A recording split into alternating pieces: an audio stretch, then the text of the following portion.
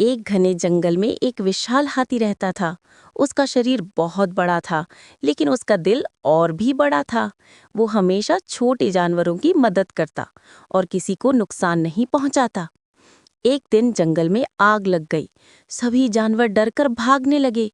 हाथी ने सूंड में पानी भर भर कर आग बुझाई और छोटे जानवरों को अपनी पीठ पर बैठाकर सुरक्षित स्थान पर पहुंचाया।